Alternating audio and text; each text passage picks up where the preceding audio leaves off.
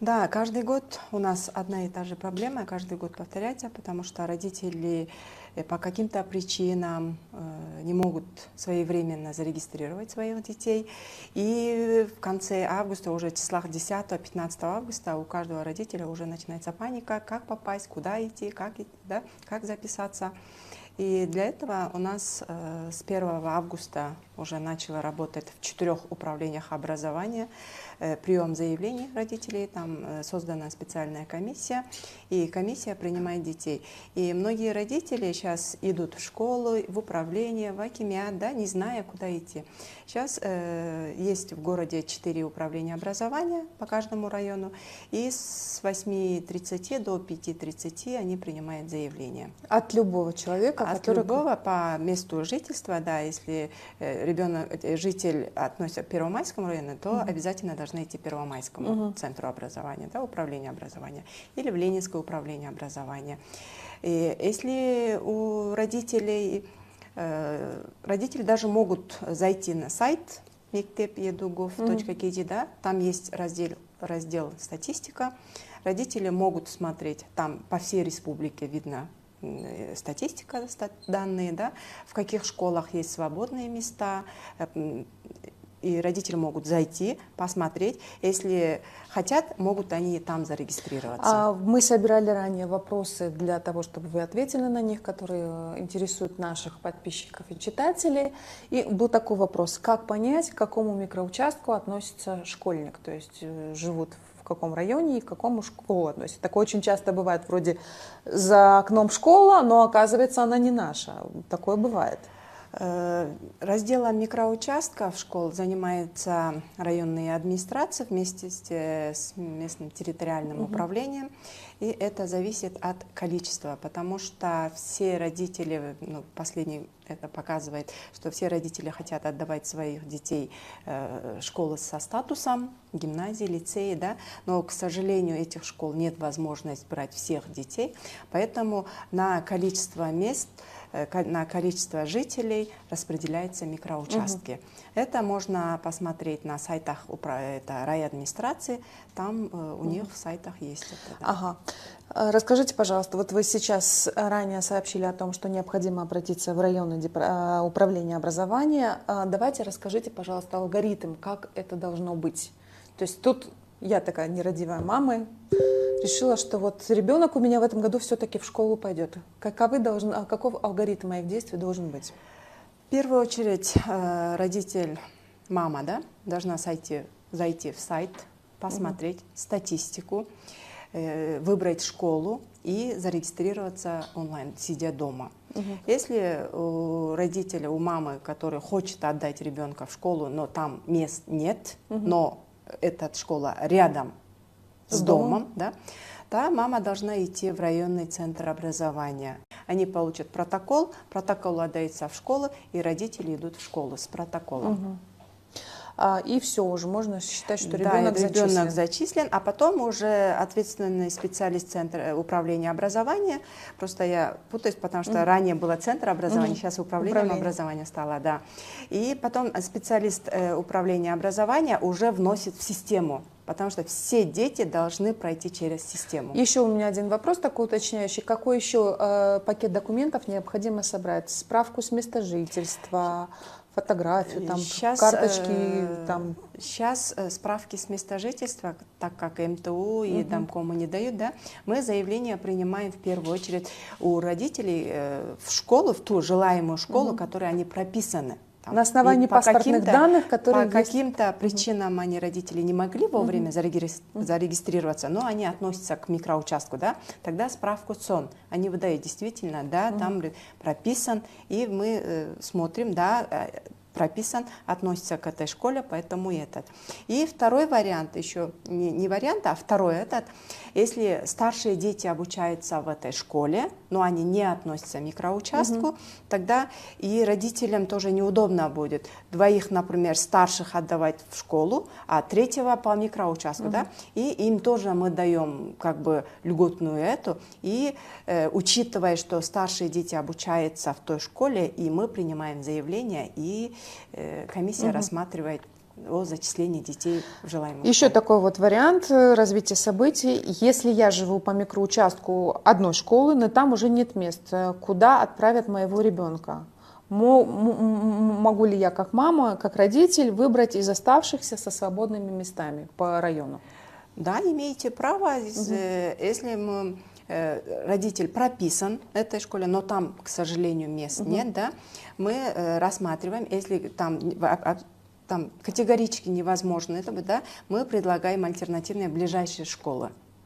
Пока ближайшая школа. А потом в течение учебного года вместо выбывших детей родители могут перевести. Если у родителей нет прописки, да, тогда мы рассматриваем, если в желаемой школе есть свободные места, тогда мы заявление принимаем и даем. Если нет, тогда мы предлагаем альтернативные ближайшие школы. То есть любой человек, проживающий условно в Ленинском районе, да, то есть идет в отдел образования Ленинского района и пишет заявление. Пишет заявление, считает, и там тоже есть ответственные специалисты, и они тоже дают консультацию родителям, показывают, смотрят статистику. Если родителей устраивает, тогда им дают сразу там зарегистрироваться. Если родители не успеют, у нас есть такие родители, которые не могут пользоваться и не знают, как зарегистрировать, тогда и помогают, да, регистрациям помогают. Вот еще один такой вопрос. Родители в разводе, сын живет у отца, но прописан у матери. Как записывать его в школу? Могут быть совершенно разные районы, там Свердловский, Первомайский, Свердловский, Ленинский и так далее. Комбинаций много. Это не проблема, потому что ребенка можно и зарегистрировать с паспортом мамы, потому что в свидетельстве о рождении мама-то указана, и по прописке мамы можно зарегистрировать по микроучастку. А если по прописке отца, то есть условно мама живет в Свердловском районе, папа живет в Октябрьском районе, да? Да. И возить ребенка в Свердловский район — это совершенно неудобно. Это уже выбор родителей. Родители, если должны захотят, между собой договориться. Да, между собой они должны договориться. Либо по прописке мамы, либо по прописке папы будут зарегистрировать. Брак — это не проблема для регистрации детей в школу. Очень часто актуальный вопрос, мы несколько раз говорили, что школы переполнены. Какова норма в этом году по наполняемости классов первых? Потому что доходило и от 40, и до 60 было такие цифры, такие страшные. Как вы выравниваете эти цифры? Да. Распределяете нагрузку по школам? У нас, к сожалению, мы не можем придерживаться, мы хотим, но, к сожалению, у нас немножко проблематично, потому что внутренняя миграция, очень много этих приезжающих, которые приезжих, которые хотят здесь обучать своих детей здесь. И особенно центральные школы, и особенно статусные школы, все переполненные. И вместо 25 у нас по 30-35 детей в классах. И в этом году поэтому мы родителям предлагаем альтернативные школы, чтобы в классе не было по 50 детей, хотя бы вот здесь уже 50 детей, куда сажать ребенка. Поэтому давайте ближайшие школы, да. Рядом есть школа или другие статусные школы, либо с рядом домом. Потому что и многие родители думают, что если школа статусная, гимназия, да, это с 1 класса. Да. С 1 класса у нас вообще в статусных школах и общеобразовательных школах программа одна. У нас гимназические классы начинаются с 5 класса. И многие родители этого не знают и сразу хотят с 1 класса в гимназию. Родителям мы все часто говорим, у нас и в гимназии, и в простых школах общеобразовательных программа одинаковая, с 1 по 4 класс одинаково. И стоит учитывать все-таки, как у себя ведет ребенок, сколько времени он проводит в школе, для того, чтобы это в пользу ребенку шло. Я права? Конечно, в пользу ребенка. И детей маленького, 6-летнего, 7-летнего, да, ребенка, и каждый день будить рано утром и возить с одной точки в другую точку, лучше, наверное, родителям мы советуем, чтобы отдали рядом со школой. Ой, с домом, рядом с домом школу, а потом с 5 класса уже ребенок на что способен, на какое направление, там гуманитарное, естественно, научное, да, а потом уже с 5 класса можно отдавать это в гимназии или в лицее. Еще у меня такой вопрос. Если какие-то условия, нужно ли сдавать в электронную очередь для того, чтобы перевести ребенка из одной школы в другую? Или это уже делается просто на основании физического переноса документов и заявлений? С одной школы в другую школу? Это родители могут через личный кабинет поменять школу. Это не обязательно куда-то идти и написать заявление. Через личный кабинет родителя могут они поменять школу. Если все равно не принимают, когда человек вроде к микроучастку относится, куда жаловаться? Если человек относится к микроучастку и прописан там, есть прописка, тогда не могут отказать. Потому что там и у родителей почти 3,5 месяца было время зарегистрировать. Это уже тут надо смотреть и ответственность родителей. Мы каждый раз говорим родителям: будьте ответственны. О детях, о ребенке, которые идут в 1 класс, мы должны уже задуматься там с февраля, с марта, с Нового года уже должны думать, да? А не в конце августа, да? И вдруг вспомнила, что мой ребенок пойдет в этом году в 1 класс, куда я пойду, не паниковать, а лучше у нас вот с 10 апреля по 25 июня у нас 3,5 месяца был открыта система для родителей по микроучастку, по прописке, да, у них была возможность записаться. А теперь уже они вот сидели, и в конце августа приходят и говорят, что мы относимся к микроучастку, а в этой школе нет уже мест. Поэтому мы просим отнестись с пониманием, и когда есть ближайшие школы, которые рядом с этим школом, да, пока обучаться там, а потом уже в течение учебного года выбывших все равно это будут измены, будет сдвиги, поэтому потом перевести можно ребенка.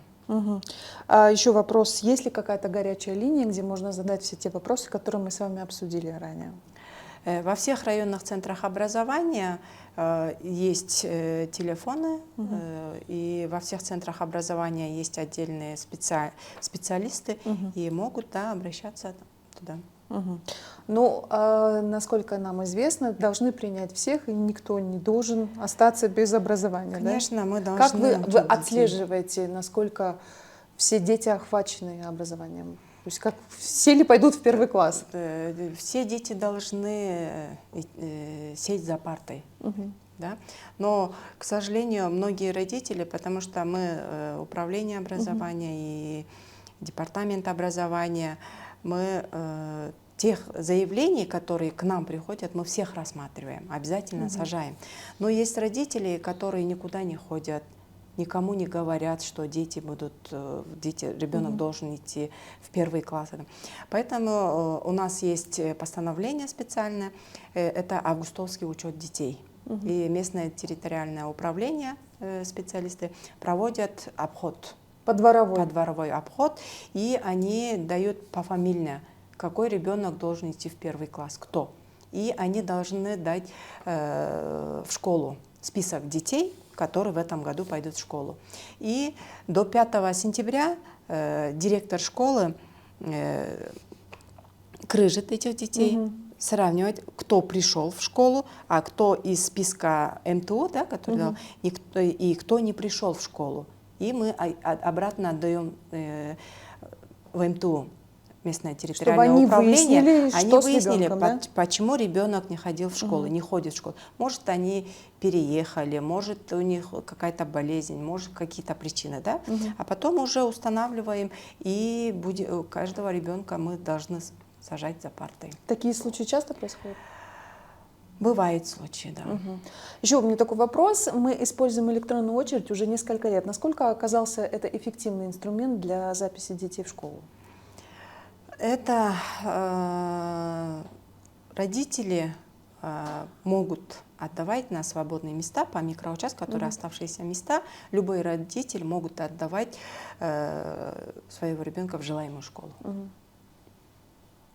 Это помогает? Это помогает, да. То есть вот этот фактор кумовства, коррупции, он снизился или он по-прежнему присутствует? Здесь я не могу сказать, что есть коррупция, потому что родители, сидя дома, регистрируют ребенка. Ребенок уже зарегистрирован. Директор одобряет И директор обязана уже брать, как уже зарегистрирован, да. А потом я здесь не вижу никакой коррупции, потому что уже вся система работает здесь. Директор не может отклонить ребенка, который уже в систему зарегистрирован. Ну, есть какая-то предварительная цифра, какое количество первоклашек будет в школах Бишкека в этом году? Мы квоту давали Муниципальных. пока, да, в муниципальные у нас в школе, в городе 103 школ муниципальных, из них 97 школах принимается по электронной записи, и, потому что здесь есть и школы-интернаты, которые без электронной, да, там, которые первоклассников нет. И у нас квота была 20 741 детей, а на сегодняшний день зачислено 17 610 детей. То есть еще вот эти 3000, они доберутся, 85% да? уже школы 3000 заполнены. доберутся, да, обязательно? И у нас сейчас в данный момент 3131 свободных мест. Понятно. Ну, я думаю, что они будут быстро заполняться с учетом того, что очень многие интересуются и задают вопросы о том, как отправить ребенка в первый класс. Да. Спасибо большое за такие интересные ответы, это очень важно. Я думаю, что все будет хорошо. 1 сентября пройдет с бантами, со слезами, радостью родителей и детей, ну и учителей тоже, которые наверняка соскучились по своей работе. Спасибо большое. Я напомню, что в гостях у нас была Рахат Ишинбековна Мусаева, это директор департамента образования мэрии города Бишкек. Я со своей стороны прощаюсь. Меня зовут Диля Исупова, я журналист «Кактус Медиа». Читайте, подписывайтесь, ставьте колокольчики и лайки. И помните, что «Кактус Медиа» любит вас.